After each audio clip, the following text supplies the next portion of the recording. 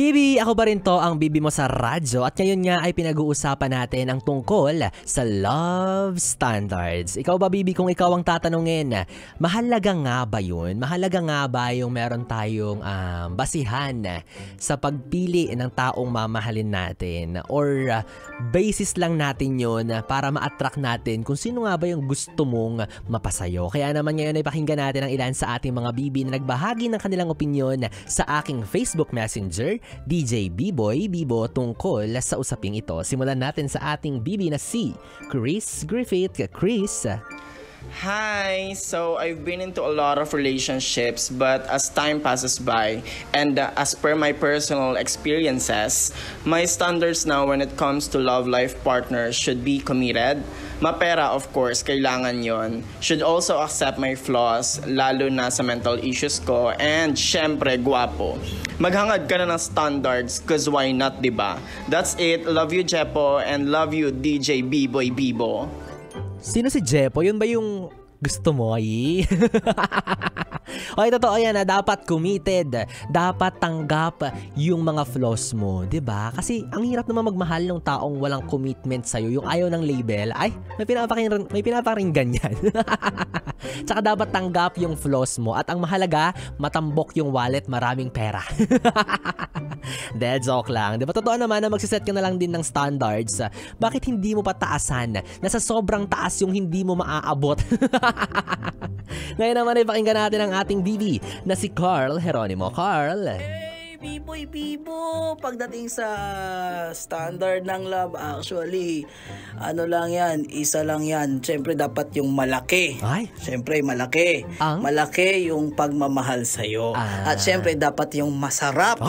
Masarap magluto para busog ka. At siyempre, yung handang kumain. Kumain kasama ka sa pagtanda. Yun lang. Patagal ng patagal yung VM niya, kinakabahan ako ng kinakabahan. Kasi na-visualize ko yung mga sinasabi niya. Buti na lang binabawi nitong si Carl. Nako Carl, malikot ang iyong isipan. Kaya feeling ko bagay sa'yo ang Mael. Mael na partner, as in malambing. Kung ano-anong iniisip mo ha. Ngayon naman pakinggan natin ang ating Bibi na si Justin Gamit. My standard in a lifetime partner is someone who's empathetic. Ay. Yung someone willing to share my feelings with and tries to understand every circumstances. Kasi kung meron siyang empathy, everything follows. Maging loyal na partner, may malasakit sa kapwa, at di kayang manakit ng iba. Correct. Napakahalaga na ang partner mo ay dapat merong empathy sa'yo, merong awa. Nararamdaman niya kung ano yung nararamdaman mo, 'di ba? Yung handa kang unawain, handa kang damayan, handang makisimpat siya sa'yo, yung mauunawaan lahat-lahat ng pinagsasabi mo, lahat ng drama mo sa buhay. Kasi ang hirap naman maging partner ng isang taong parang walang pakialam sa mga sinasabi mo or sa mga rants mo sa buhay, 'di ba? Yung hindi ka dinadamayan, yung magkikwento ka ng sama ng loob mo tapos ang sabi niya lang sa'yo, okay lang yan. Diba? Napakawalang kwenta nung ganong partner. So, dapat merong empathy. Ngayon naman ang ating Bibi na si Janelle. Janelle, ano bang love standards mo? Hello, B-Boy! Hello! So, ang standards ko sa pagkakaroon ng love life partner or jowa, parang wala pala. Ay? Kasi unang meet pa lang namin laglag Bakit? panty agad. Hindi, lang. Pero syempre, 'di ba, dapat he treats everyone well. Non-negotiable 'yun sa akin kasi feeling ko doon mo makikita kung may respeto ba siya sa kapwa niya, Correct. mabait ba siya, 'di ba? Kung matitreat ka ba niya as princess, pero ang kamukha mo si Princess Fiona. Gusto ko yung first meet, laglag panty agad. Wala nang intro-intro, wala nang hi, hello, laglag panty agad, diretso na to. Kaya minsan wala talaga yung mga love standards natin. Once nakita tayo ng taong parang, ay, pwede na to. Ay, totoo rin na masarap makita ang isang partner o ang jowa mo na merong pagmamalasakit sa mga tao sa paligid ninyo. Diba? Yung tutulungan niyang itawid yung chicks na tumatawid sa kalsada barkadang hirap dumaan, di ba? Okay lang ba sa'yo yun? Yung tutulungan niya yung magagandang babae na naliligaw. Di ba? Sasamahan niya puntahan kung saan man papunta. O, gusto mo yun? Yung mga ganun. Yung may awa daw sa kapwa pero pili lang sa mga magaganda lang. Ngayon naman pakinggan natin ang ating last BB na si Bella Lucena. Bella!